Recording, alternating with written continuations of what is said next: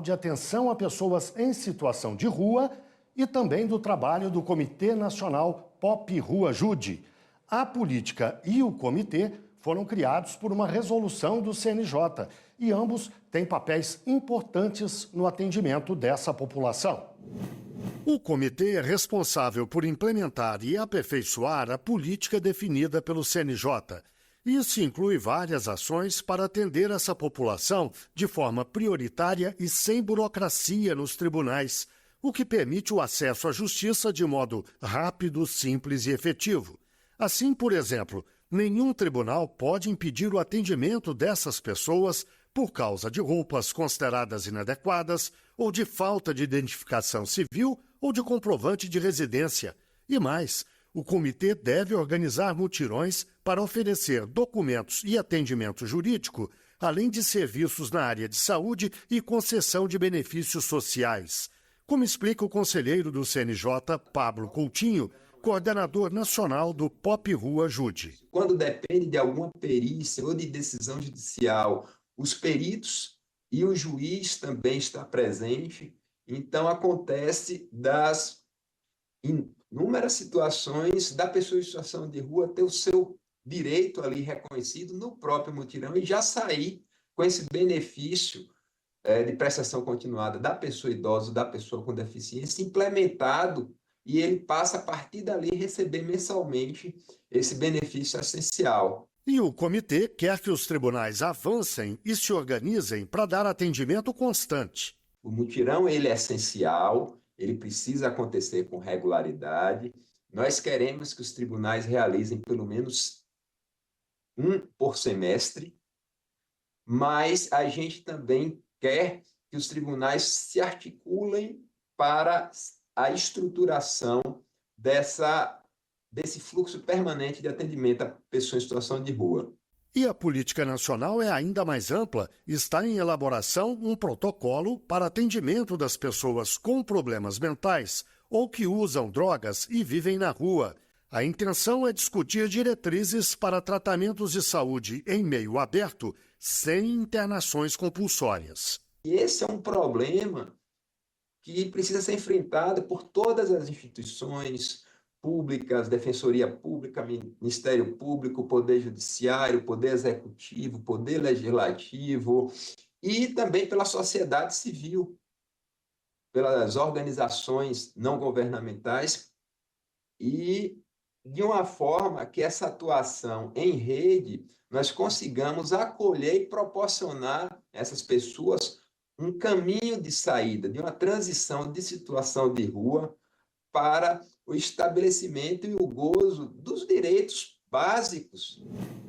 E para falar sobre o assunto, eu converso agora online com Melina Machado Miranda, assistente social na Defensoria Pública de São Paulo e supervisora no DMF, o Departamento de Monitoramento e Fiscalização do Sistema Carcerário e do Sistema de Execução de Medidas Socioeducativas, um órgão do CNJ. Converso também com Jorge Broide, psicanalista e professor da PUC de São Paulo. O doutor Jorge atende a população de rua há mais de 50 anos, ou pelo menos 50 anos.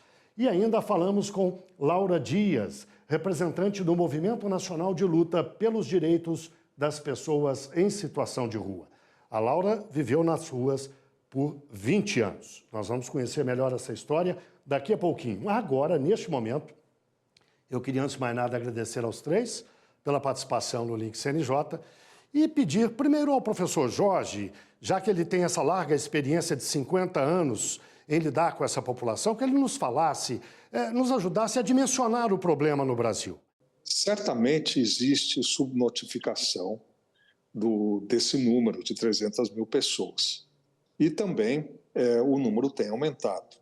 O número aumentou. Um dos pontos importantes de aumento da população em situação de rua foi a pandemia, mas não só isso.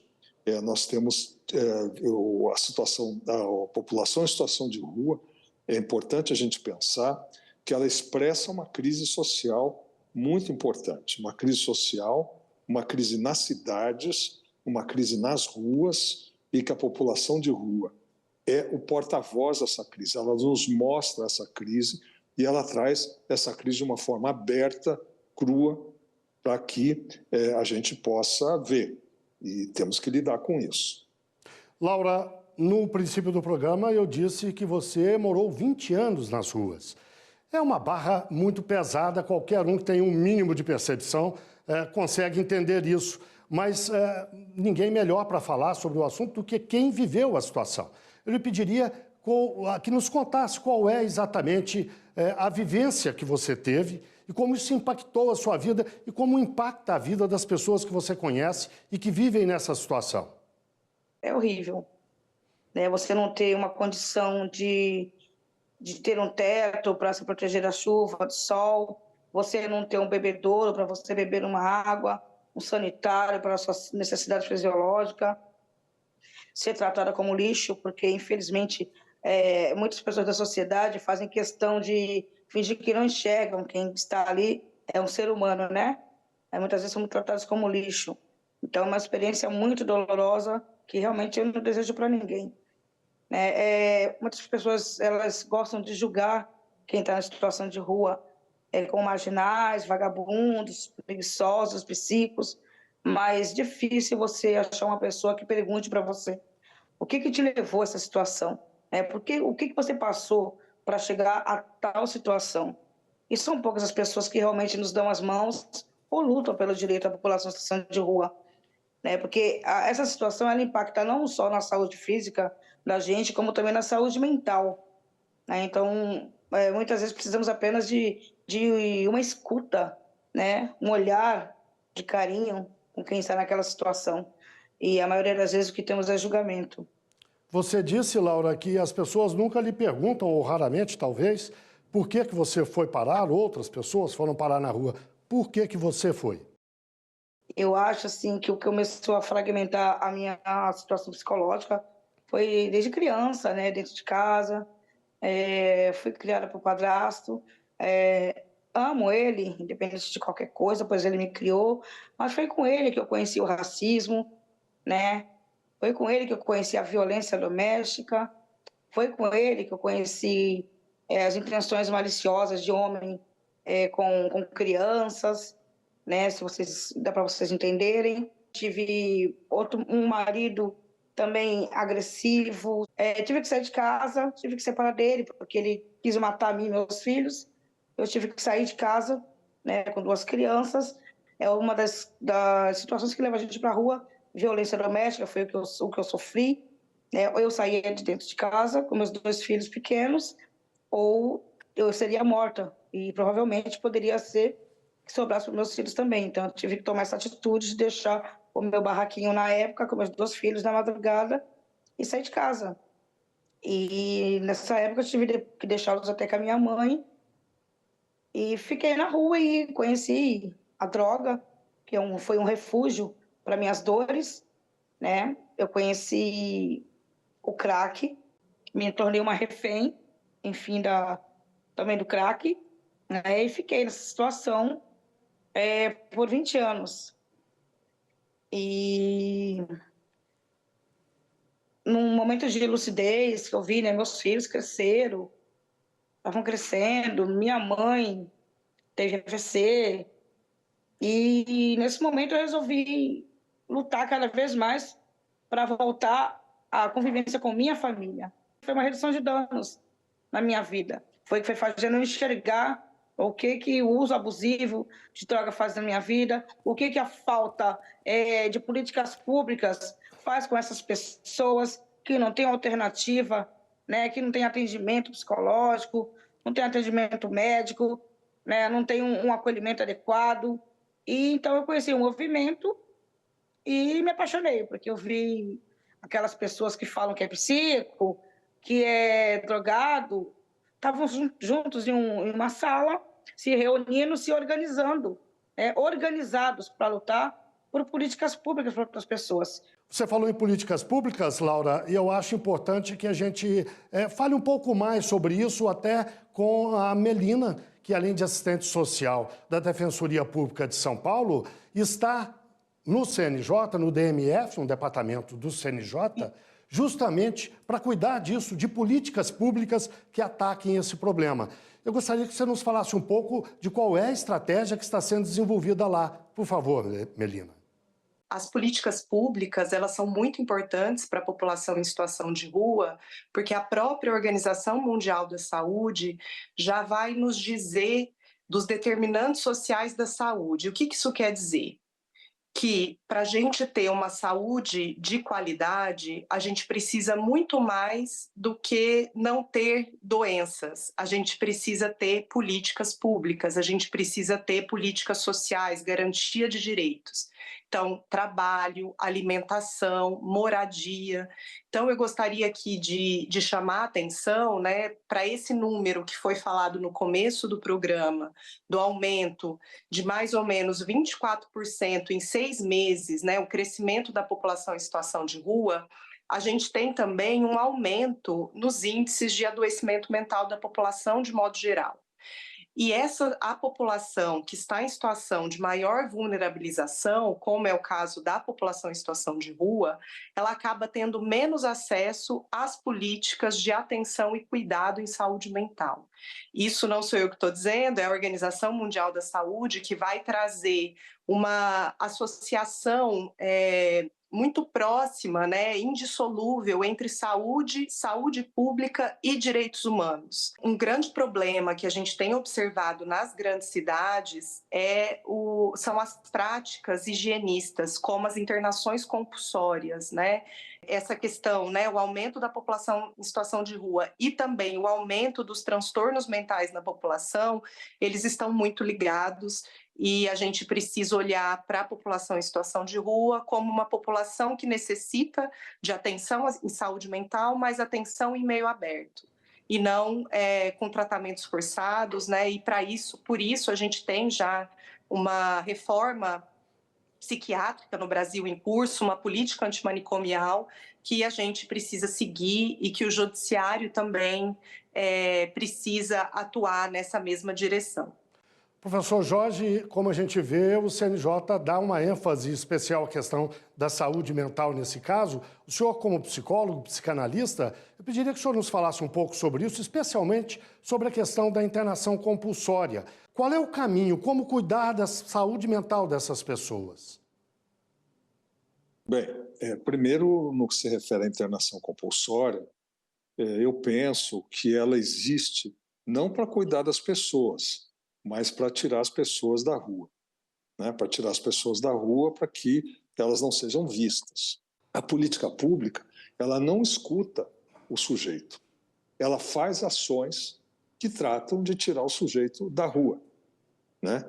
E isso não tem tido sucesso, não tem tido sucesso. E a política pública, como também a Melina diz, precisa tratar de saúde, de habitação, enfim, de trabalho, tudo isso. Mas é necessário que a política pública veja esse sujeito de rua, essa pessoa, enquanto sujeito. E é isso que é tão importante, que no sistema de justiça os juízes possam ver, os promotores, os juízes, possam ver esse sujeito não simplesmente como alguém que incomoda e traz e mostra uma mazela da sociedade e nos incomoda, que a gente não quer ver. Mas que sujeito é esse? O que está acontecendo com ele? Laura, a fala tanto do professor quanto da Melina evidenciam, as falas dos dois evidenciam uma questão muito importante, que é preciso ouvir quem vive a situação para se fazer a política dedicada a essa população. Eu gostaria que você nos dissesse que sugestões, que caminhos você vê para que essa questão seja de fato atacada no Brasil, que tenha uma política pública que seja eficiente. Mas eu vou pedir que você nos responda daqui a pouquinho, logo depois do intervalo. O Link CNJ, portanto, faz uma breve pausa e volta já já.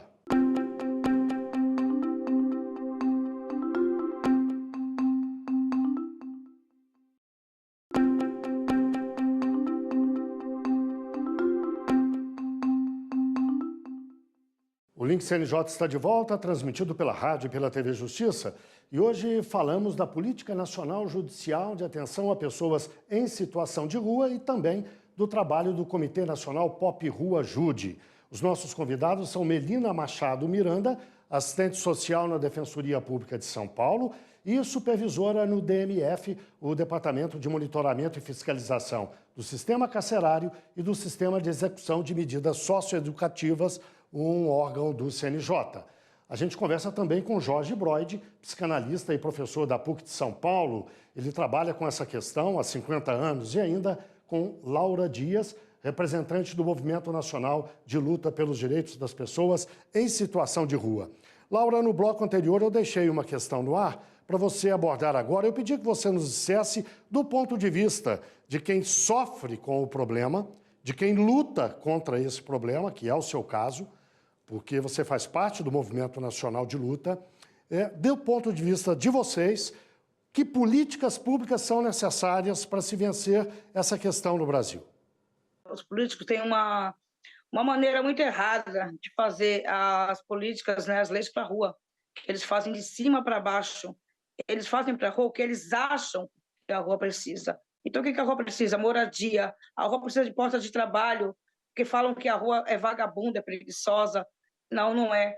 Se a pessoa que está dentro de casa, hoje em dia, não tem oportunidade de trabalho, né? E você imagina uma pessoa em situação de rua, a pessoa suja, sem ter condição de tomar um banho, para poder preencher um currículo e se apresentar em algum local, a pessoa sem um endereço, né, para poder preencher esse mesmo currículo, ou que não precise desse currículo, mas que tenha uma chance de um trabalho, mas mesmo assim continua não tendo aquele espaço para tomar um banho, né, para se alimentar, para chegar nesse trabalho, um espaço para dormir quando voltar desse biquinho aí que a gente arruma. Então, a gente precisa disso, é moradia, porta de emprego, é saúde, saúde mental, né? Porque a gente precisa de políticas públicas, porque a população em situação de rua, ela sofre muito de saúde mental, além de saúde física, saúde mental. Porque não há como a gente se manter em sã consciência mental, vivendo em condição de rua, fazendo como eu fazia, virar latão de lixo procurando comida, né? Levando sol, chuva na cabeça. Então, a gente precisa desse tipo de política. Melina, eu pediria que você voltasse a falar sobre a estratégia do CNJ, desdobrando o assunto uma vez mais, inclusive porque é um trabalho muito importante no âmbito do judiciário, do sistema de justiça, mas qualquer um com o mínimo de percepção sabe que depende de uma articulação muito mais ampla, toda a sociedade, na verdade. Então, eu pediria que você nos falasse de até onde pode ir esse trabalho do CNJ no sentido de envolver esses atores todos. Por favor. A Política Nacional de Atenção a Pessoas em Situação de Rua, no âmbito do Poder Judiciário, foi uma conquista muito importante para o sistema de justiça e também nessa interlocução do Poder Judiciário com as políticas públicas, com o próprio Executivo e outras instituições desse mesmo sistema, né? Defensoria, Ministério Público. Por meio da resolução, a gente, pelo CNJ, né, institui essa política, cria um Comitê Nacional Pop Rua Jude, que se desdobra para a produção de ações no âmbito judicial com relação a multirões, entendendo que a justiça ela precisa ir até a população de rua. Ela não deve só esperar a procura, porque a gente sabe o quanto ainda os ambientes, né, do sistema de justiça, eles acabam sendo muito inóspitos, né, para a população em geral e principalmente para a população em situação de rua. Então, o próprio acesso ao poder judiciário, ele é muito difícil para a população em situação de rua. O judiciário precisa estar muito atento, os juízes e juízas, nas suas decisões, tanto para evitar a criminalização da população em situação de rua, por estar em situação de rua, e também quando chegam ações de despejo, de remoção das pessoas, ou qualquer outro conflito envolvendo as pessoas em situação de rua, a importância de olhar essas pessoas como sujeitos de direito, e como sujeitos de direito que necessitam de uma atenção maior, porque a gente precisa olhar para a equidade, né? Quem precisa mais deve receber mais. Bem, chegamos ao fim da nossa entrevista. Eu agradeço muito a participação de vocês três. A participação de Melina Machado Miranda, assistente social na Defensoria Pública de São Paulo e supervisora no DMF, o Departamento de Monitoramento e Fiscalização do Sistema Carcerário e do Sistema de Execução de Medidas Socioeducativas, um órgão do CNJ. Agradeço ainda ao professor Jorge Broide, psicanalista e professor da PUC de São Paulo, e a Laura Dias, representante do Movimento Nacional de Luta pelos Direitos das Pessoas em Situação de Rua. Muito obrigado aos três mais uma vez. E agora o Link CNJ da Notícias da Justiça. Vamos fazer um giro pelos estados e pelos tribunais do país. A nomeação do ministro Mauro Campbell, do STJ, para o cargo de Corregedor Nacional da Justiça foi publicada no Diário Oficial da União. Campbell vai assumir o cargo em 13 de setembro, no lugar do também ministro Luiz Felipe Salomão, que, por sua vez, vai ocupar a vice-presidência do STJ. Os mais de 5 milhões de brasileiros que moram no exterior vão ser beneficiados por convênio entre o Operador Nacional de Registro Civil de Pessoas Naturais e o Ministério das Relações Exteriores do Brasil. As 186 representações consulares espalhadas pelo mundo vão poder acessar dados de registros civis feitos tanto aqui no país quanto no exterior. A Justiça Itinerante Fluvial de Rondônia percorre os rios Mamoré e Guaporé, na região da comarca de Guajará-Mirim, e durante 12 dias oferece serviços como emissão de documentos, realização de casamentos e exames médicos. Entre os beneficiados estão 35 famílias do povo indígena Oronão. É hora do CNJ nas redes? Vamos ver algumas das postagens que marcaram a semana nas redes sociais do CNJ. Oi, pessoal! Hoje a gente começa o CNJ nas redes com uma informação bem curiosa para os noivos de plantão e que muita gente tem dúvida. Depois do casamento, é obrigatória a troca de sobrenome? A mudança não é obrigatória, mas essa dúvida ainda é comum porque, antigamente, as mulheres eram obrigadas a adotar o sobrenome do marido. Hoje, tanto a mulher quanto o homem podem optar por adicionar o sobrenome do parceiro, manter o de solteiro ou combinar os dois. Então fica a dica para quem não quer trocar os documentos depois atualizando o sobrenome. Adotar uma linguagem mais simples, direta e compreensível é muito importante para facilitar a comunicação geral com a sociedade. Para você ficar por dentro do significado de vários termos jurídicos, toda semana mostramos formas de falar a mesma coisa de forma mais clara e simples, com a série Simplifica Aí.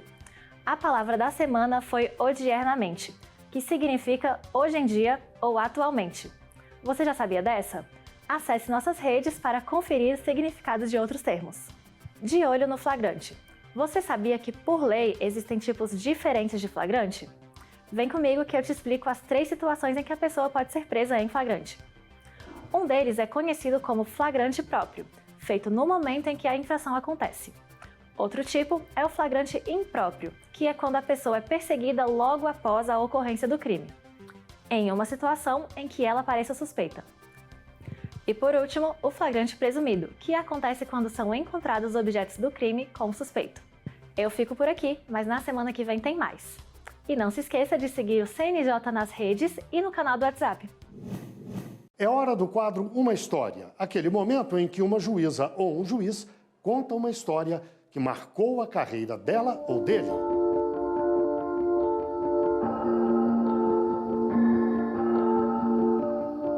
Olá, meu nome é Mirela, eu sou juíza da 2ª Vara da comarca de Itapecuru-Mirim, estado do Maranhão, e estou aqui para contar uma história sobre a realidade do juiz da execução penal.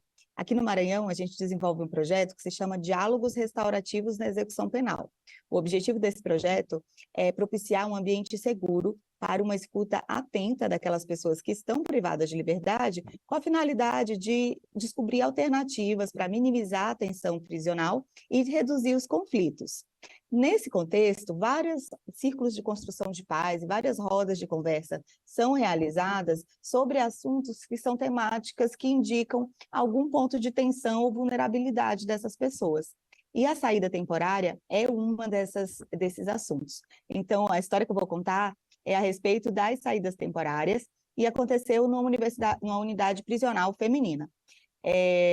Nos círculos de preparação da saída temporária, uma pessoa privada de liberdade utilizou uma metáfora no sentido de que estar preso é como se você estivesse submerso numa piscina e alguém segurando a sua cabeça. Quando você vai para a saída temporária, é como se tirassem dali por 7 dias e depois te colocassem novamente. Nesse período da saída, sobretudo no universo do encarceramento feminino, normalmente há o primeiro encontro com o desamor, já que a grande maioria das mulheres, elas são abandonadas durante o período do cárcere, é a primeira vez que elas vão encontrar o ex-companheiro, o ex-marido, já com nova família, muitas vezes com novos filhos. É a primeira vez que elas vão se encontrar e sentir na pele o preconceito, a discriminação, o estigma da prisão, que é muito mais pesado para a mulher. E é também a segunda vez, pelo menos, que vai acontecer essa ruptura dos laços com os filhos, o que elas entendem como se fosse um segundo abandono dos filhos. Então, é um período de muita tensão. E aí, quando elas voltam para o sistema prisional, toda essa tensão dentro delas se transforma em conflito. Então, é um período muito violento emocionalmente falando. E aí o número de processos disciplinares aumenta, o número de tensões e de aplicação de penalidades também costuma aumentar nesse período. E aí, por isso, foi desenvolvido esse projeto que tem a finalidade de mapear quais são esses pontos, mas também de escutar essas pessoas e dar voz e visibilidade para as questões que somente as pessoas privadas de liberdade conhecem, sobretudo as questões do encarceramento feminino. Então, através desse projeto, o poder científico dele é de auxiliar a construção de políticas públicas que serão mais eficazes, que vão dar voz e vez àquelas pessoas, às suas necessidades, mas principalmente vão construir um ambiente prisional com menos conflitos, com mais paz social, e essa paz ela vai se estender para além dos muros das prisões. Então, a ideia é a gente compreender aquela máxima do Jung: domine todas as técnicas, conheça todas as teorias, mas ao tocar uma alma humana, seja sempre uma alma humana. As políticas públicas de encarceramento, elas são feitas por pessoas que nunca viveram essa realidade. Então, é muito importante que a gente conheça a realidade de perto e escute a partir de quem tem esse lugar de fala. Bem, chegamos ao fim de mais um Link CNJ. Muito obrigado a você que esteve com a gente até agora, na rádio e aqui na TV Justiça. Até a próxima semana.